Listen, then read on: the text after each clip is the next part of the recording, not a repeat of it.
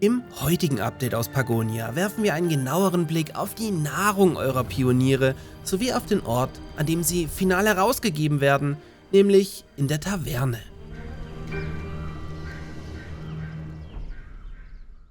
Speziell beim Thema Nahrung musste man als eingefleischter Die Siedler-Spieler in den letzten Jahren immer wieder die ein oder andere Kröte schlucken. Und damit meine ich explizit keine Froschschenkel, sondern so kuriose Dinge wie zum Beispiel Wasser aus der gesamten Gleichung zu streamlinen. Aber Pioneers of Pagonia möchte ja bekanntlich back to the roots und nimmt daher diese Steilvorlage gerne an und baut das Gewohnte obendrein auch noch aus. Damit bei euren Pagoniern also was auf den Tisch kommt, können Fischer im Meer zum Beispiel nach Heringen oder nach Forellen in Seen angeln, während eure Jäger Jagd auf Kaninchen, Wildschweine und Rehe machen. Obendrauf sammelt der Sammler Steinpilze und Himbeeren ein, damit auch ein wenig Abwechslung verfügbar wird. Aber auch die alten Bauernhöfe dürfen nicht fehlen. So wird auf der Gemüsefarm Kürbisse oder Kohlköpfe, also Salat, angebaut. Auf der Getreidefarm wiederum klassisch Getreide, aber auch Mais. Natürlich wird aus dem Getreide später Brot gebacken.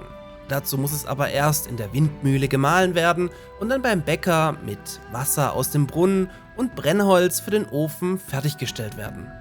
Klingt vertraut, oder?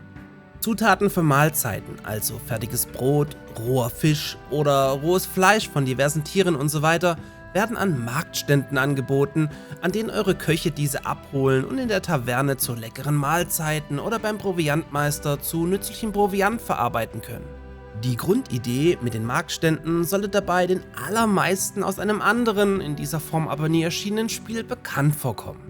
Da ich euch den Proviantmeister bereits vorgestellt habe, werfen wir heute einen genaueren Blick auf die Taverne. Denn während der Proviantmeister für die Abenteurer unter euren Pagoniern verantwortlich ist, versorgt die Taverne den kompletten Rest mit Gerichten.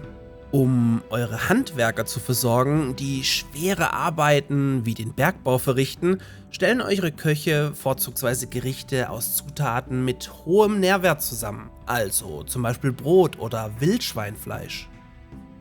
Die andere Art von Mahlzeiten oder Gerichten sind für die Bewohner der Wohnhäuser bestimmt, in denen dann auch die nächste Generation an Pagoniern geboren wird. Diese Pagonier nehmen ihr Mittag- und Abendessen in der Taverne ein und essen dabei am liebsten Hirschfleisch und Steinpilze anstatt Kürbisse, weil wer mag schon Kürbisse? Egal. Na, Hunger auf Pioneers of Pagonia bekommen? Circa 6 Monate müssen wir uns bis zum Early Access Start noch gedulden. Sobald es aber wieder was Neues gibt, erfahrt ihr es wie gewohnt hier in eurer Zocker Lounge.